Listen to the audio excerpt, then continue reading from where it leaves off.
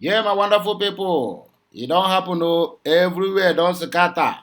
This our sister, the writer and award-winning, where in name be Chimamanda Ngozi Adichie. Yeah, this lady, he don't come out to scatter everywhere with letter that she wrote to the President of the United States of America, where in name be Honorable Joe Biden. This single letter have caused what Oyibo man called a catastrophe. A big catastrophic outcome of it, my brothers. I don't know how to put it. In there for waiting the column for Rise TV News. As of early yesterday, can't explain the reason where make write that very letter. Even as of that yesterday, a lot of attackers from the APC camp, because there must be APC, they will be the one to report to you. Even the vice president of APC replied. The spokesperson of APC replied. Even all their sons replied, because they are trying in one way or the other to defend what is not defendable. And that is the problem we are having in this country, because people will lie to satisfy their paymasters. Yes, now their principal have to pay. So all these things have been paid for. So they have to do anything humanly possible to make sure that they defend what is not defendable. Even if you tell them to buy all their family members because of APC, be rest assured that their sons, all their spokespersons, both online and offline, my dear, they will do that as far as or as long as that money keeps coming in. And that is the problem we are having, because there's a word, or there's one man I listened to some days back or some months back, we say that defending APC, you must sound silly and I don't want to go into conclusion so that YouTube will not ban me from posting anything, because they don't want me before. So I don't want them to warn me again. So my good people, please, I don't want to take much of your time. I want you to hear this thing from the horse's mouth. Will be Chimamanda Ngozi Adichie, our able writer, wey based in the US and also in Lagos State. According to her, she said she have house in Lagos and in the United States of America. So she frequent US all the time, and she also frequent Nigeria all the time. So please, as you are watching, make sure you share this message to every of your contacts, anywhere you belong, any platform that you are posting something and people are liking and commenting. Make sure you share this message with them so that they will hear it directly from the horse's mouth, wey be Chimamanda Ngozi Adichie. She have made it clear to the world that what happened on the 25th of February 2023 is not election but a selection by the INEC officials, INEC chairman and its officials, sorry to say. So my people, please keep on sharing and make sure you are subscribing to this very channel, because more of this will be coming your way anytime, any day. Let us get at least 1,000 likes and 1,000 views on this very news, on this very video news, so that this ministry will move to the permanent site. That is our desire. So my people, as you are watching, make sure you subscribe, and I will come again to give you my own illustration and my own interpretation on what I understand on this very matter. Have a nice day, my people. I'll be right back. Please hear the news. I salute. Tonight, the matchlessly brilliant, award-winning author Chimamanda Ngozi Adichie. You could describe her as Nigeria's international superpower celebrity novelist, and you wouldn't go amiss, because her career is littered with the world's major literary prizes.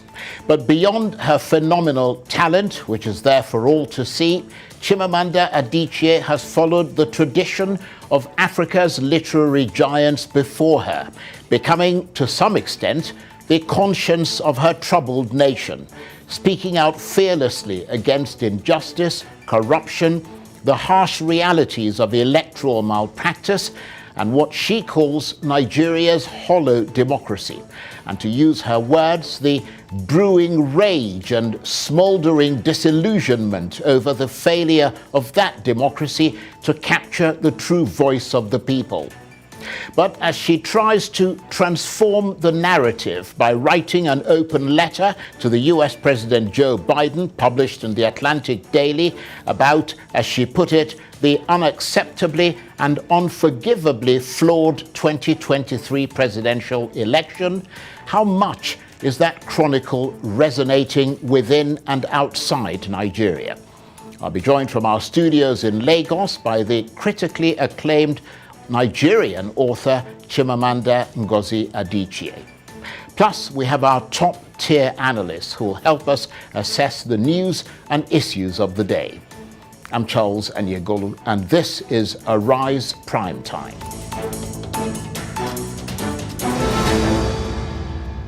Welcome back to Arise Prime Time. I'm Charles Anyegolu. Now, my top guest today is the rousingly talented, award-winning writer Chimamanda Ngozi Adichie, who has etched her name in history as an international best-selling author, ranking with the best of them across Africa and the world. Her books, including Purple Hibiscus, Half of a Yellow Sun, and Americana, have become masterpieces and have been read by millions. Much of her writing speaks powerfully about life in Nigeria, about the complex historical and cultural experience of growing up here, about love, hope, ethnic strife and national identity, and about a world beset by conflict. And now, in the wake of Nigeria's disputed 2023 presidential election, she's delivered what some have called a landmark article titled Nigeria's Hollow Democracy. It's an open letter to the US President Joe Biden, published by the Atlantic Daily, and in it she raises questions about Bola Tinubu's election victory and wonders why America is congratulating the winner of what she refers to as Nigeria's disastrous ballot. So, as you might have guessed, in the wake of that powerful scratch, she's been vilified by some and praised by others as a herald of truth. Well, for more about her verdict on Nigeria's presidential election, I'm suitably delighted to say that I'm joined now from our studios in Lagos by the critically acclaimed award-winning author Chimamanda Ngozi Adichie. Chimamanda, thank you very much indeed for joining us, and I apologize for the stress you had to go through getting to the studio. I understand it's pouring buckets in Lagos and there's the snarling up of traffic. So thank you very much for joining us. No, I should apologize. I should have left, knowing Lagos, of course, I should have left on time. So I should apologize. Well, the most important thing is that you're here. So let's get straight into it, because you called the 2023 presidential election a slap to the face of the Nigerian people and insults to the collective intelligence of Nigerians. Tell us why you see it that way. Well, I see that when I wrote that letter, because I think it's important to preserve the truth. Right? I think that when something like this happens in a country, it's really important to tell the story of what happened. One of my favorite poems has this line. It's by Robert Lowell, and it says, "And yet, why not say what happened?" So I wanted to say what happened. And what happened is that this was an election that was really unforgivably flawed. And there's evidence for that. And I felt it was important to say that. But also I wanted to call out the US for what I consider a kind of two-facedness when it comes to Africa. So, the US has a long history of complicity in sort of non-democratic elections on this continent. So recently in Congo, 2 or 3 years ago, they endorsed an election that was an absolute sham. But then the same US will turn around and criticize Congo for not being democratic. And so my point was to say, be what you say you are. Right? You cannot criticize African countries for being undemocratic, while at the same time endorsing something that is quite self-evidently undemocratic. Well, that's a good point. But just delving deeper into your letter, You were quite categorical in saying that the electoral process was imperiled not by technical shortcomings, but by deliberate manipulation. Is there enough evidence in your assessment to support that claim?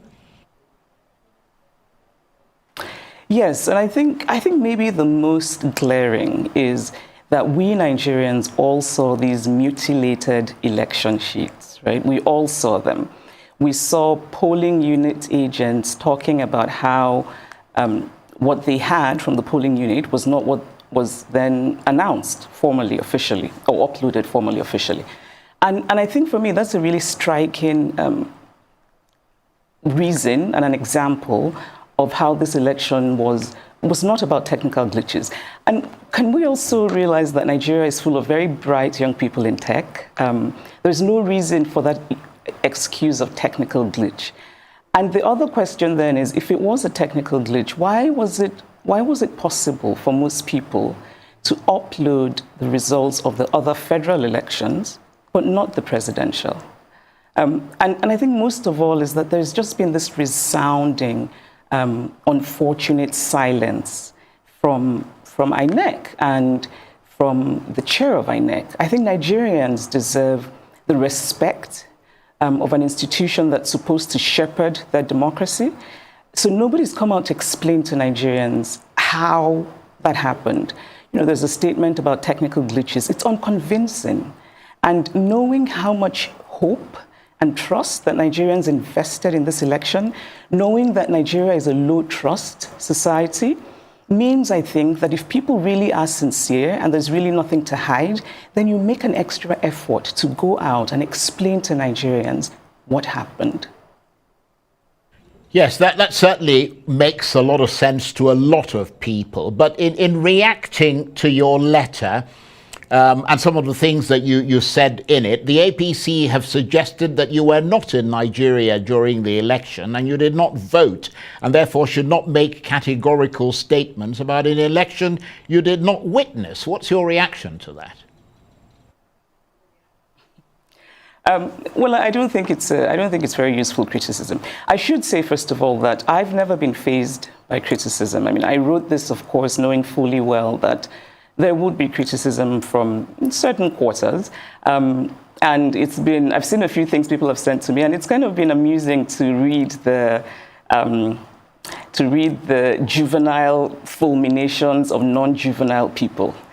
But that said, I actually did try very hard. And I should say, I have two homes. I have a home here in Lagos, I have a home in the US. I'm very often here. I tried very hard to get my PVC, and the reason I tried very hard is because I had been assured that technology would save us, right? That it had worked in Oshun, worked in Ekiti, and I think in Anambra, that it would save us. And so I really tried. And we should also talk about how difficult it was to collect PVCs and how that in itself is a form of voter disenfranchisement. And so I had done the first part, but then I couldn't collect my PVC. And so, yes, did not vote. But my not voting does not mean that I cannot comment on an election. I'm a Nigerian citizen. Every Nigerian citizen has a right to have an opinion about this election. And so when people say that BVAS worked, but IREV didn't work, which is sort of a way of countering the accusation that the technology was manipulated, really the response is both have to work for the election to be credible. Right, so BVAS was about making sure that we didn't have ghost voters, that people who were actually there voted. But that it defeats the purpose if you then do not upload the results, because those results that you have sort of you've made sure that real people voted, but then those real results, we can't see them in real time. We cannot see them as Professor Yakubu Mahmood said. He said, and I'm going to quote because I've read this so many times, that the public would be able to view the polling unit results as soon as elections are finalized on election day, right? So I think that's a really important thing to talk about and to address with the Nigerian people. The Electoral Act says that INEC, gave INEC the legal backing to have electronic transmission of results, and did say in a format that INEC would decide, right? And we know that format because the chair of INEC told us what the format would be when he said that these results would be uploaded at the end of voting from the polling units. And that was not done. And it seems to me strange to sort of deflect from that important issue and talk about how someone, is not in Nigeria and how... those are not the points. The point is what happened. What happened?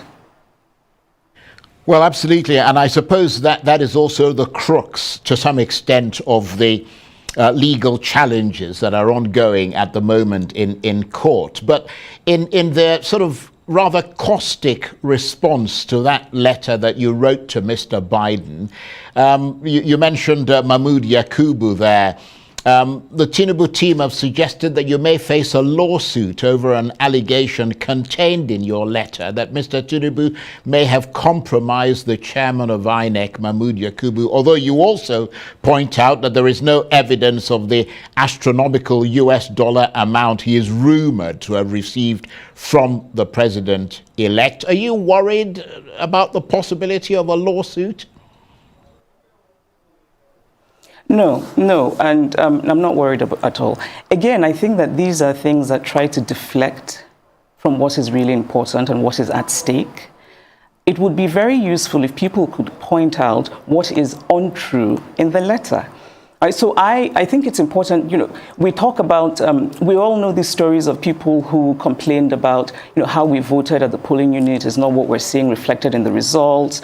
All of those stories, which, yes, they're anecdotes, but I think they give us useful insight into what happened in that election. In a way, it becomes a kind of, all of those anecdotes together become a kind of tidal wave of truth-telling. And I think that the rumors surrounding this election are part of the story of this election. If you leave a gap in information, people will try to fill that gap. It's how human minds work. And again, like I said, our country is such a low-trust society. And we're so desperate to believe in something. And then we believe in this election. It doesn't work out well. And nobody gives us a convincing reason. So, of course, people are going to rumor about, people being compromised.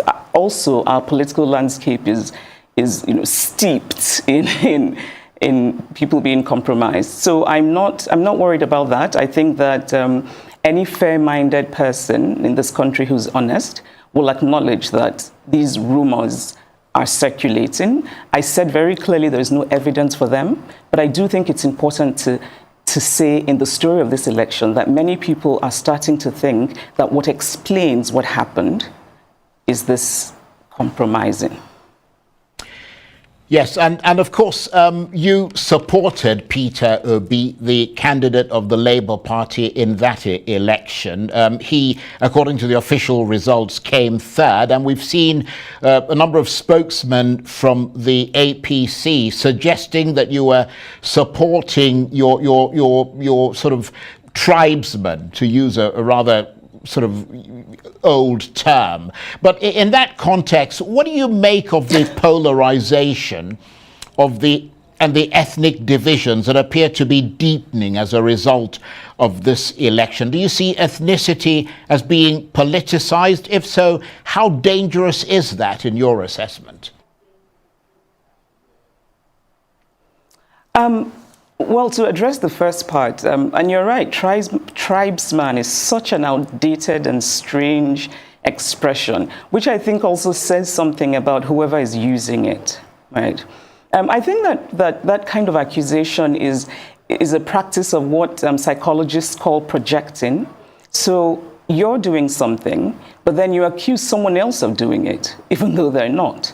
I did not support Peter Obi because he's Igbo, as I am. I'm a person who does not take positions lightly. And so while I very much admire Peter Obi, respect him, there are many other Igbo men who I admire and respect, and I would never vote for them for president because I just don't think they would make good presidents. And so my support for Peter Obi is actually rooted in real things. It's rooted in my faith in his ability. And actually, I got to know him, I got to know Peter Obi, years ago when he came to pay homage to my parents, because he had heard that my father was the first professor of statistics in Nigeria and that my mother had retired as the first female registrar of the University of Nigeria. And so this man just sort of arrived and said he wanted to pay homage. And I was very impressed by that because it showed me how much he values education. And then he becomes governor of Anambra State, and he takes Anambra State to #1 in education. And I remember being very impressed by the story of how he had given his personal phone number to all of the senior prefects in secondary schools in Anambra, which I think also showed me that he's interested in what ordinary people think. Right? You know, you don't just want to hear from the administrators, you want to hear from the students about what's really happening. And his focus on insecurity, he really tackled kidnapping in Anambra. And I also remember that he really sort of clashed with the Anambra elite when he was tackling insecurity and kidnapping. And that showed me that he's quite decisive. He even has a bit of a stubborn streak. You know, he's very focused on things. And so that's really why I support him. So this idea of sort of ethnicity is just really, again, I think it's a way of deflecting. Let's focus on what really matters. It's unfortunate that, you know, and can I just say that I think that it's only one part of the political spectrum that is politicizing ethnicity. And I think it's very unfortunate. You know, I don't think most people in Nigeria really care about ethnicity as much as they care about having a country that works. You know, we want good leadership. We want the hospitals and the schools and the roads to be good. And and that affects everyone. Igbo, Yoruba, Ijo, it affects everyone. Yes, again, people would agree with that assessment from you. But I wonder if I might change direction slightly and get your thoughts on the Nobel laureate Wole Soyinka's assertion on Arise News about reactions to the election results by the Labour Party's vice presidential candidate, Yusuf Dati Baba Ahmed, comments which Professor Soyinka described as fascistic. I mean, do you see that as part of the demonization of Mr. Obi and his running mate, as some have suggested, or do you agree that Dati Baba Ahmed went, or rather overstepped the bounds, and Professor Soyinka was in that regard justified to call him to order? I mean, I know you hold, or at least you have held, Mr. Soyinka in high esteem. I still do. I have a lot of love for Professor Soyinka. I admire him, I respect him as a thinker, as a writer. I think everyone should read The Man Died. And Ake, his memoir, is beautiful, right? But at the same time, I disagree very strongly with him about this particular issue.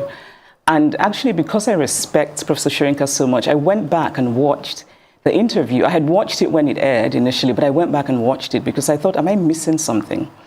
And I think fascist is a really strong word. You know, fascist actually often makes me think of Mussolini's Italy.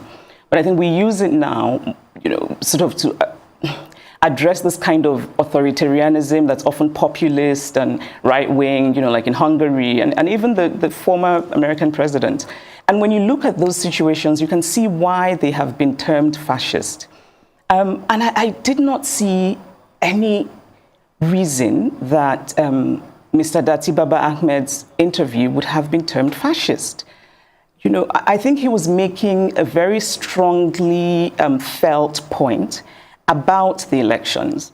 What he was saying, which again I thought seemed fairly reasonable, is that if our democracy is rooted in our constitution, and you then swear in a person who's been elected unconstitutionally, then you are in fact ending democracy. I think it's quite a reasonable position. Of course, we can argue about what that bit in the Constitution means, right? And I'm actually grateful for this whole election period because it's made me read things I probably never would have, such as the Nigerian Constitution, and also made me have quite a few suggestions for editing. But anyway, I think now we're talking about what does "and" mean, right? So Mr. Dati Baba Ahmed is saying that it's 2/3 and the FCT, and that's separate. And it's a reasonable argument. and is a conjunction. We use it in that context often to mean plural, right? So we say Aisha and Yemi are coming. And we don't say Aisha and Yemi is coming. That's because they're two separate things, two separate entities. And of course, the court will interpret. But I don't think it's unreasonable for educated Nigerians who can read and who know what the word "and" means to make their own interpretations and to argue it. And of course, the fact that the Labour Party is in court means that they do not believe that this election is constitutional. And so I just didn't, I didn't quite see why it would be termed fascist. I mean, I think a charitable way of reading Professor Shoyinka's comment is that Professor Shoyinka himself, I think it's fair to say that he is not given to restraint in language in general. And so maybe that's where that word fascist came from. However, I have suggestions for what we could use fascist for.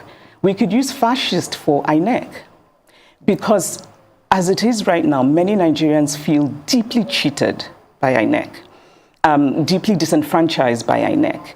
And there's an authoritarianism, which obviously is the basis of fascism, at the center of manipulating an election. Because what you're doing is you're gagging people, you're forcibly taking away their voice. That is fascist. Fascist is all of the violence that happened during the elections. Fascist is the way that some people remain silent about that violence. Fascist is, fascist is a government that hasn't come out to address the very tangible and palpable discontent in this country. I think that, and when I say that we can use fascist for INEC, what I mean is the fact that, so many of us, including myself, are convinced that this was not in any way technological glitch. I think that Professor Yakubu had an opportunity for heroism, and I think he wasted it spectacularly. Because he could very easily have become the hero of not just Nigerians, but Africa, because so many Africans are watching. They were so inspired by what happened before this election and the obedient movement. And so, I also think that the president, President Buhari, missed an opportunity for heroism, maybe his last chance at heroism, because Nigerians do not feel that I think Nigerians felt before the elections that he meant well and meant to support credible elections. I don't think many Nigerians think that now. Right. And I wish that he had taken a page from, the former president. Very briefly, because we're out of time. Who was a really good man, a moral man. Right. Just literally 10 seconds. The opposition parties are challenging the election in court. Do you think they'll get a fair hearing? I hope they will. I think there's reason to doubt that because the Supreme Court has had rulings that just did not make a lot of sense to most people. And so there's reason to worry, but I'm hopeful. I'm generally hopeful. So I'm optimistic that they will do the right thing and that people will get justice. I'm really sorry I had to interrupt you to end the program, but unfortunately we're out of time. I could talk to you forever, but thank you very much indeed for taking the time to come and share these your thoughts about the elections with us. Chimamanda Ngozi Adichie is a critically acclaimed award-winning author, and she was talking to me from our studios in Lagos. That's it for this edition of Arise Prime Time. Join us again tomorrow. From me and the entire team here in Abuja, bye-bye and thank you for watching.